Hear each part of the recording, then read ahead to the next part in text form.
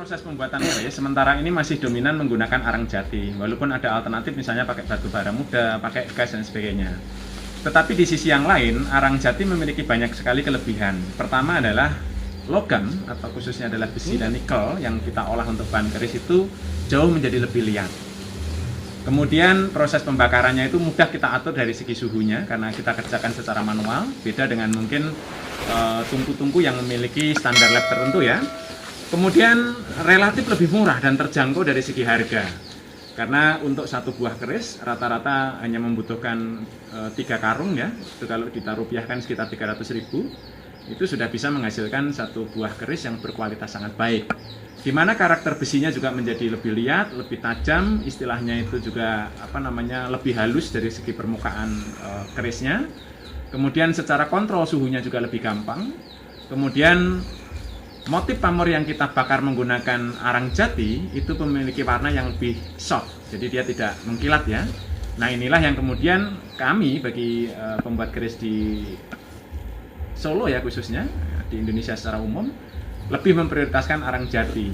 Jadi selain untuk menghasilkan kualitas logam yang baik, murah, secara teknis juga mudah dikerjakan. Nggih. Arang jati damelipun khusus keropokan. Kenapa demikian? Jadi ada 2 model untuk membuat arang bahan baku keris. Yang pertama itu dengan istilah rendeman. Jadi tonggak-tonggak dari kayu jati itu dibuatkan kubangan, kemudian dibakar, baru kemudian diuruk. Iya, Nah iya. yang kedua dengan cara bekas-bekas tonggak-tonggak kayu jati itu ditumpuk kemudian dibakar, dibiarkan terbuka. Tujuannya adalah agar getah-getah yang ada di dalam arang tersebut menjadi tuntas dan hilang, kemudian kadar airnya juga turunnya relatif lebih drastis ya, jadi kadar airnya relatif lebih kecil dan sebagainya. Karena kalau rendeman itu biasanya bara apinya itu diambil kemudian dicelupkan ke air, itu belum betul-betul tuntas. Sedangkan getah tidak keluar. Nah dampaknya ketika digunakan untuk membakar keris, arang keropokan itu suhunya lebih stabil, tidak banyak percikan-percikan ya, yang merusak kulit dan sebagainya. Kemudian untuk naik dan turunnya suhu yang kita inginkan itu relatif cukup stabil dan lamban, walaupun naiknya relatif lamban. Tapi kalau suhu yang sudah kita tentukan sesuai, turunnya juga lamban. Nah, lain dengan metode di rendeman tadi, kalau dengan pola rendeman itu suhunya cepat naik, tapi juga cepat turun. Di sisi yang lain banyak sekali percikan-percikan kotoran arang itu yang membuat luka pada tangan atau kulit kita.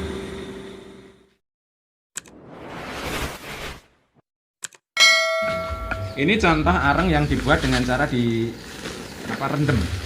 Nah ini ukurannya besar-besar, ya. Ukurannya besar-besar, sehingga ini menjadi agak sulit untuk proses penempaan. Dan biasanya ada pletek-pletek seperti kembang api, dan itu kalau sampai ke tangan itu bisa rusak. Nah itu rata-rata disebabkan oleh getah-getah yang tidak tuntas yang tersimpan di dalam arang ini. Kalau yang arang biasa ya, yang dengan kualitas di rokok, itu ukurannya relatif lebih kecil. Ukurannya lebih kecil. Dan warnanya itu lebih putih ke abu-abuan, tetapi kualitas suhu yang dihasilkan sangat jauh berbeda. Nah ini ukurannya relatif lebih kecil. Nah, lebih kecil seperti ini. Lembut. Lembut ya. Lebih lembut. Nah ini kita pilih menjadi 3 bagian. Yang ukuran relatif agak besar seperti ini untuk proses pemijaran. Yang sedang-sedang ya, ini untuk proses penguluran. Nah, untuk mendapatkan kualitas besi yang kadang-kadang itu terlalu keras untuk dilunakkan atau terlalu lunak untuk dibikin menjadi sangat keras, itu menggunakan yang sedikit lebih lembut lagi yang ada di bawahnya. Nah, keris-keris yang sangat keras yang kadang-kadang tidak mempan di gergaji, tidak mempan di kikir, kemudian tidak mempan di pahat, itu dapat kita bakar pada suhu tertentu, kemudian kita timbun dengan arang yang relatif lebih lembut tadi. Dinom ke? Ya istilahnya bagi orang Jawa nyebutnya dinom ke, agar lebih mudah sehingga mudah dikerjakan. Atau sebaliknya. 2 tipe arang tadi itu ada perbedaan paling mendasar. Pertama dari segi warna, kedua dari segi bentuk. Jadi kalau arang jati yang dibuat dengan pola direndam itu ukurannya besar-besar. Jadi bongkahan kayunya itu besar-besar, warnanya cenderung lebih pucat. Tetapi kalau dibakar itu banyak sekali percikan-percikan yang membuat tangan atau kulit itu menjadi rusak. Sedangkan yang kedua dengan cara dikeropok tadi itu arangnya relatif kecil-kecil. Kemudian warnanya adalah lebih putih keabu-abuan. Dan ketika dibakar itu tidak menimbulkan banyak percikan api sehingga sangat aman. Nah, di sisi yang lain, ukurannya yang relatif kecil-kecil itu ketika digunakan untuk membakar bahan atau saton keris itu lebih mudah ditata, tumpukan arang itu lebih rapat dan sebagainya, sehingga untuk mengatur suhu yang kita inginkan itu lebih gampang.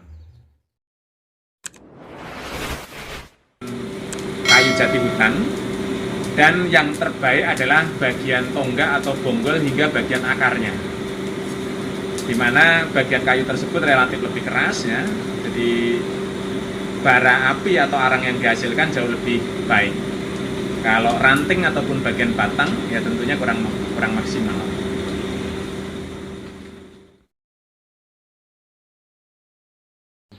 Dan ada spesialis pembuat arang ini adalah penduduk setempat yang rata-rata pekerjaannya adalah menggarap ladang yang ditanamin jagung dan sebagainya dari bekas-bekas hutan, dari hutan jati yang habis ditebang. Nah, sehingga tonggak-tonggak yang diperoleh, kayu-kayu yang sudah cukup tua itu dibuat arang jati seperti ini.